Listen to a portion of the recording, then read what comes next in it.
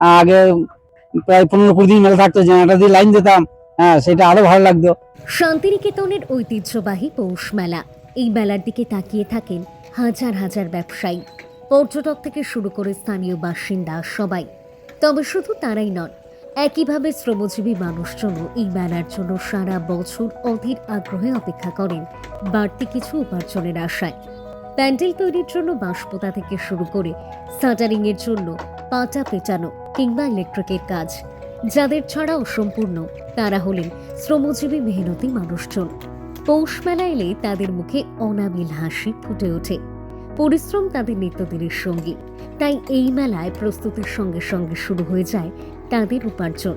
আর এই রোজগার হলেই সংসারে দুটো পয়সা উপার্জন করতে পেরে খুশিতে মন ভরে ওঠে তাদের।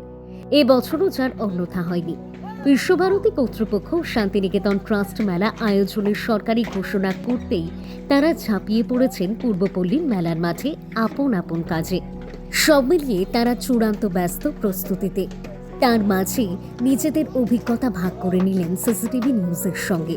মেলার এই প্রস্তুতির মাঝে তাদের উচ্ছ্বাস ও আবেগের কিছু কথা শুনে নিন মেলা নির্মাণের আসল কারিগরদের মুখে। পৌষ মেলা এলে কতটা খুশি হন আপনারা? অনেক খুশি হয়। কেন? এর বছরে একবার তো, ওই জন্য বেশি খুশি হয়। এই কাজ করি ডেকোরেটরে। ডেকোরেটরসের কাজ। হ্যাঁ। কি করেন আপনি? এই প্যান্ডেল করি। কত বছর ধরে করছেন? আমি 6-7 বছর। এক মালিক করি না তো, আমরা সব মালিকই করি। পৌষ মেলায় ভালো উপার্জন হয়? হ্যাঁ।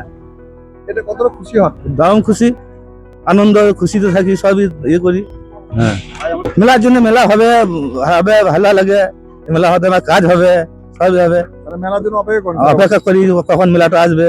আমরা খুশি হই, আমাদের মানে ই তো ভালো হয়। এবারে হয়তো ধরো না হলে খানিক অসুবিধা হয়, এই ইনকামটা আমাদের হয় না, আর আমরা এই করেই খাই।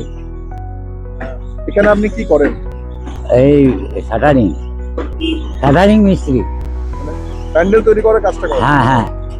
কত বছর ধরে করছেন? এই প্রায় 15-20 বছর হবে। আপনার বাড়ি কোথায়?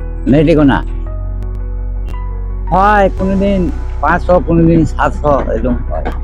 হ্যাঁ, পৌষ মেলা দিয়ে এসে এই পাটা সব এসে যে কাজ করি, এগুলো আমাকে খুব ভালো লাগে।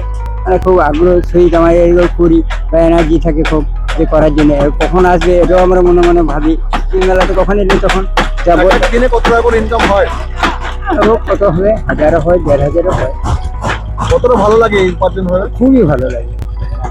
তাছাড়া এত কষ্ট করে এখানে কাজ করতে আসে। আমি এখানে ইলেকট্রিক্যাল লাইট মাইক সবই কাজ করি।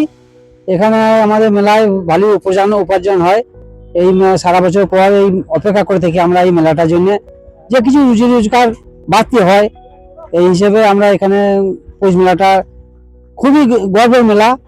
এই মেলাতে আমরা কাজ করে ভালো উপকৃত পেয়েছি এবং আমরা সারা বছর ধরে অপেক্ষা করে থাকি যে কখন আসবে এই মেলা। 18 বছর ধরে কাজ করছি এই মেলায়। কোথা থেকে? আমি এই জ্যোতিপুর থেকে আসছি।